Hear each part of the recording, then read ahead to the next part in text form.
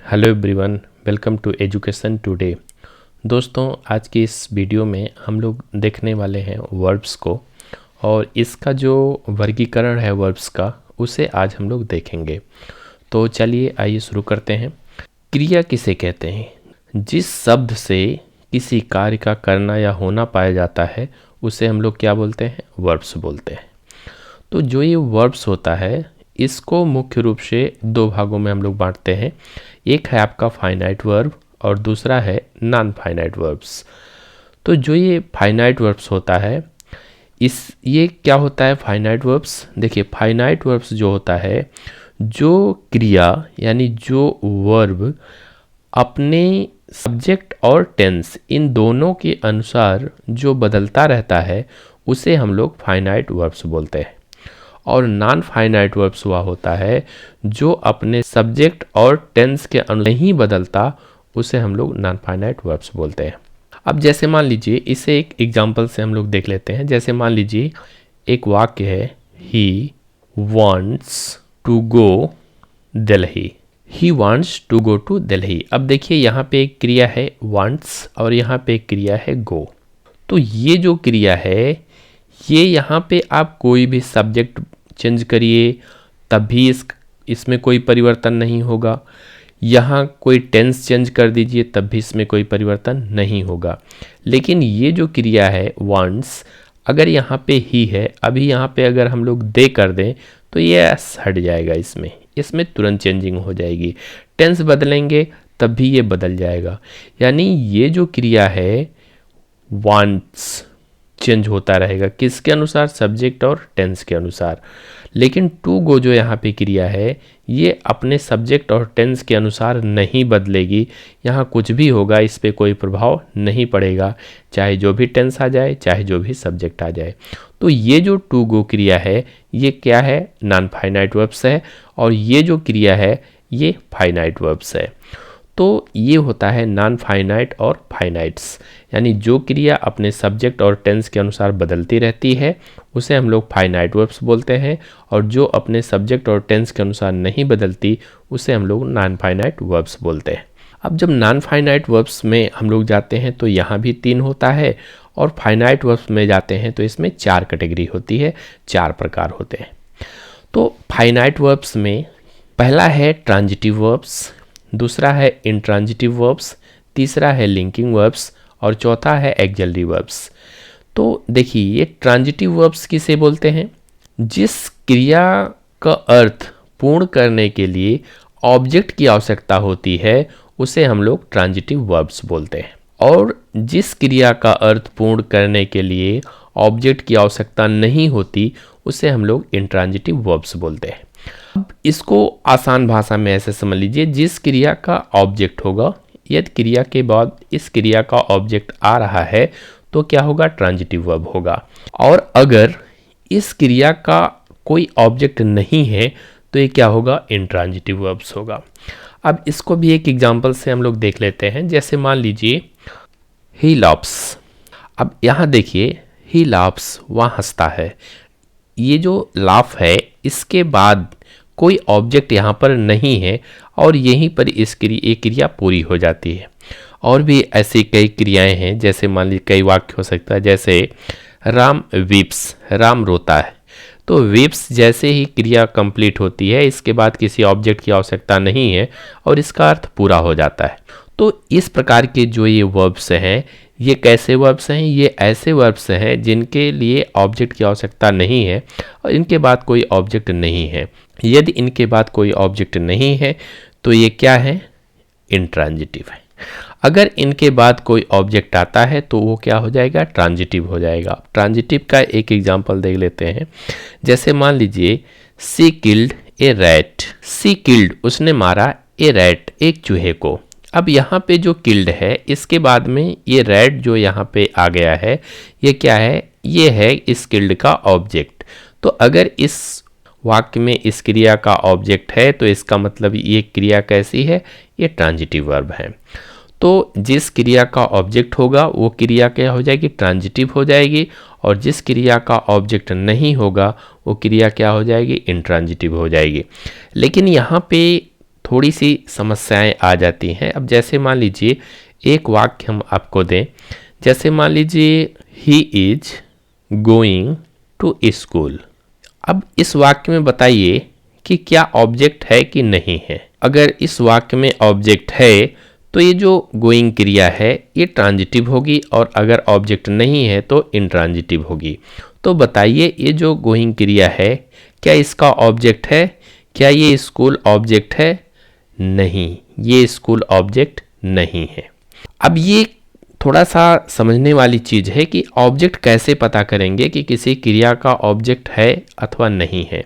तो उसके लिए आपको क्या अथवा किसको, क्या अथवा किसको, ये चीज़ आपको ध्यान रखना होगा और ये क्रिया से प्रश्न कराना होगा। और अगर क्रिया के साथ क्या अथवा किसको का प्रश्न कराए जाने पर उत्तर में कुछ मिल रहा है उस वाक्य से, तो उस वाक्य का वो क्या होगा, उस क्रिया का ऑब्जेक्ट होगा। और यदि उत्तर में कुछ नहीं मिले तो समझ लीजिए कि उसका ऑब्जेक्ट उस वाक्य में नहीं है। अब जैसे मान लीजिए ही इज गोइंग, वह जा रहा है। क्या जा रहा है? क्या के जवाब में मिल रहा है? कुछ नहीं मिल रहा है। किसको जा रहा है? नहीं मिल रहा है। ये जो स्कूल है वो कहाँ के जवाब में आ रहा है?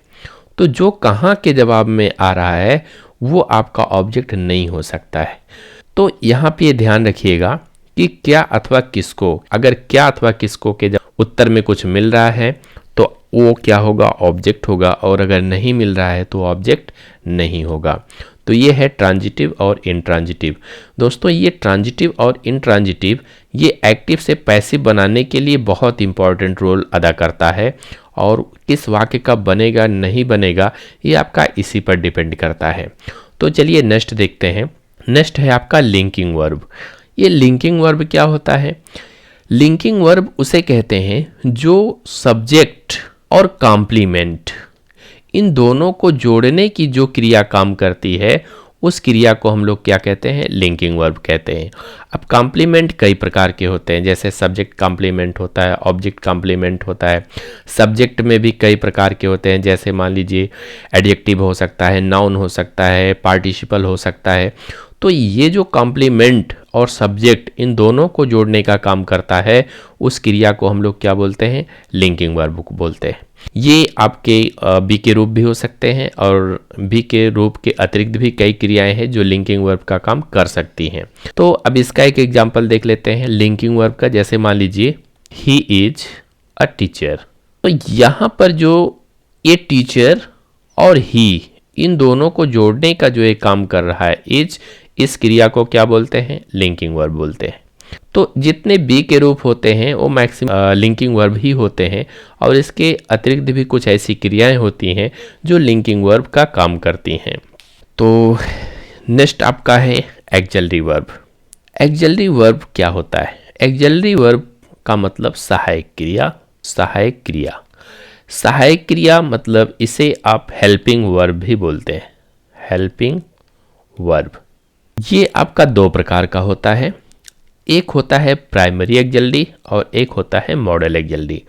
देखिए सहायक क्रिया अथवा ये एक्सिलरी वर्ब, हेल्पिंग वर्ब, ये क्या काम करता है? ये जो है जो हमारी मुख्य क्रिया होती है उस क्रिया के टेंस बनाने में एक्सिलरी वर्ब क्या करती है, सहायता करती है। प्राइमरी में आपके आते हैं तीन, एक आपका होता है डू, एक होता है बी और एक होता है हैव। ये तीन जो क्रिया होती है ये तीन क्रिया आपकी प्राइमरी एक्सिलरी वर्ब होती है। और मॉडल एक्सिलरी में आप लोग जानते होंगे जैसे कैन होता है, कुड होता है, मे होता है, माइट होता है, आर्ट होता है, शुड होता है, वुड होता है, नीड होता है, डेयर होता है। तो ऐसे मॉडल एक्सिलरी में भी क्रियाएं हैं। तो ये आपका प्राइमरी एक्सिलरी, मॉडल एक्सिलरी और एक्सिलरी लिंकिंग, ट्रांजिटिव, इंट्रांजिटिव, इन सब को हम लोग एक एक वीडियो के अंतर्गत कंप्लीट देखेंगे और इसका क्या एग्जांपल्स है इसको और गहराई से हम लोग समझने की कोशिश करेंगे कि क्या चीज़ें हैं। तो ये आपका फाइनाइट वर्ब्स का हो गया। ऐसे ही नॉन फाइनाइट वर्ब में भी अगर हम चलें तो पार्टिसिपल और इन्फिनेटिव और जीरेंड, इसमें तीन होते हैं। देखिए जो नॉन फाइनाइट वर्ब्स होता है इसी को डबल पार्ट ऑफ स्पीच भी बोला जाता है। Double part of speech. देखिए जो डबल पार्ट ऑफ स्पीच होता है इसका क्या मतलब है, इसे डबल पार्ट ऑफ स्पीच क्यों बोलते हैं इन तीनों को?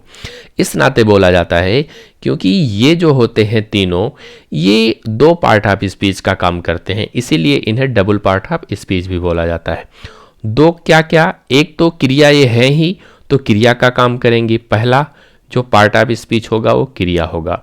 इसके साथ पार्टिसिपल की बात करें तो ये एडजेक्टिव का काम करता है, यानी वर्ब और एडजेक्टिव का जो काम करता है वो आपका क्या है, पार्टिसिपल है। इन्फिनेटिव में क्या होता है, ये तो वर्ब है तो वर्ब का काम करेगा ही, इसके साथ साथ नाउन का काम करता है। और यही कंडीशन जीरेंड के साथ भी होता है, वर्ब प्लस नाउन। तो ये जो है इसीलिए वर्ब और नाउन चूंकि दो पार्ट ऑफ स्पीच का काम जीरेंड करता है, इन्फिनेटिव करता है, और दो पार्ट ऑफ स्पीच का काम पार्टिसिपल भी करता है, इसलिए इन तीनों को डबल पार्ट ऑफ स्पीच भी कहा जाता है और इसे नॉन फाइनाइट वर्ब भी कहा जाता है। तो इन तीनों को, जैसे इसमें भी तीन है, तो इन सबको हम लोग क्या करेंगे, एक एक करके अलग से एक एक वीडियो में पढ़ेंगे, क्योंकि वीडियो ज़्यादा लंबा ना हो, इसलिए इस वीडियो को हम यहीं पे ख़त्म करते हैं। और दोस्तों अगर ये वीडियो पसंद आया हो तो लाइक करें, शेयर करें, कमेंट करें, और अगर अभी तक आप लोगों ने हमारे चैनल को सब्सक्राइब नहीं किया है तो दोस्तों सब्सक्राइब कर लीजिए। Thank you.